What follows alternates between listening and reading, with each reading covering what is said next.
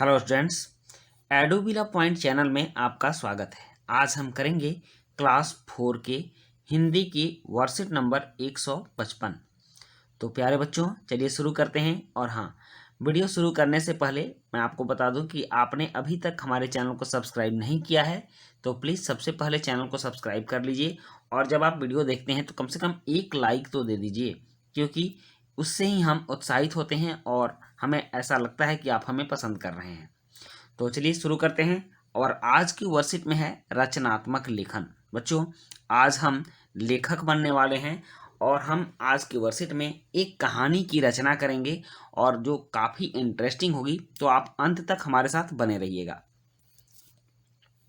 नमस्ते प्यारे बच्चों, उम्मीद है कि आप सभी अच्छे होंगे। आइए आज हम नीचे दिए गए चित्रों के अनुसार अपनी कल्पना से एक कहानी बनाएं। आपकी मदद के लिए कहानी की शुरुआत के 2 वाक्य और कुछ मुहावरे दिए गए हैं। इन वाक्यों, मुहावरों और चित्रों की मदद से कहानी को पूरा करके अपनी कॉपी में लिखिए। चित्रों के आगे एक खाली बॉक्स नंबर 6 दिया गया है। उसमें कहानी के घटनाक्रम का चित्र बनाइए और उसके बारे में 2 वाक्य लिखिए। कहानी को अपनी मनपसंद का एक उपयुक्त नाम भी दीजिए। अपनी बनाई कहानी अपने परिवार के सदस्यों को भी सुनाइए। तो बच्चों, आज की वर्कशीट काफ़ी इंटरेस्टिंग रहने वाली है, क्योंकि आज की वर्कशीट में हमें कहानी बनाना है।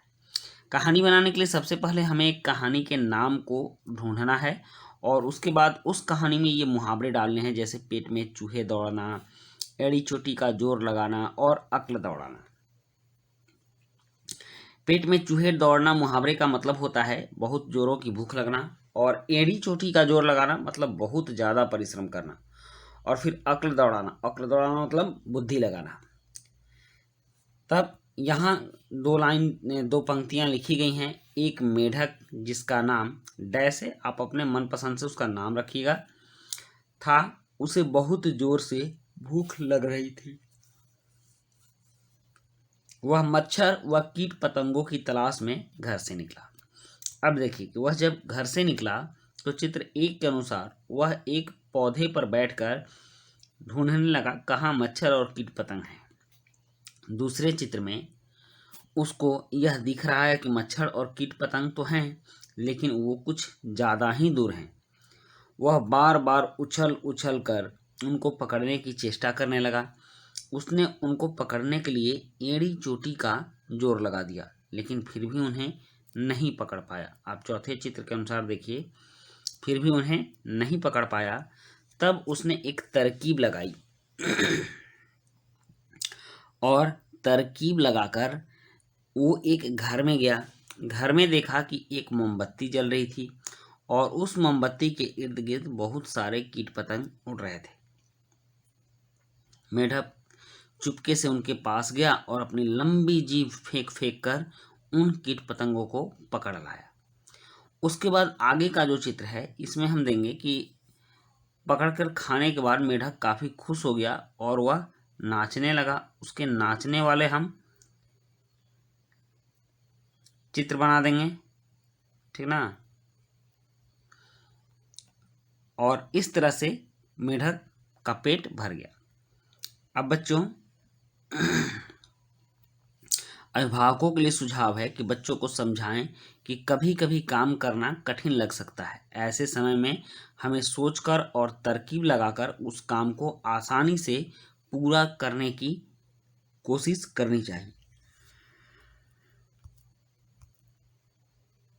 तो अब हमें इस कहानी को लिखना भी होगा, क्योंकि हमें कहानी लिखना है। तो चलिए अब एक कहानी लिखते हैं अच्छी सी, और उस कहानी को आप अपने नोटबुक में लिखकर अपने टीचर को दिखा देंगे।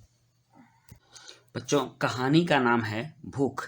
मतलब कि मेढक को भूख लगी थी, इसलिए भूख लगने पर कोई भी जीव क्या करता है उसको हम इसमें लिखेंगे। एक मेढक जिसका नाम टेड था, उसका नाम हमने टेड रखा है। एक दिन बहुत जोर से भूख लगने पर परेशान हो गया। वह मच्छर व कीट पतंगों की तलाश में घर से निकला। क्योंकि उसे मच्छर और कीट पतंग खाने में बहुत प्रिय थे। एक पौधे की डाल पर चढ़कर उसने नजरें दौड़ानी शुरू की। नजरें दौड़ानी।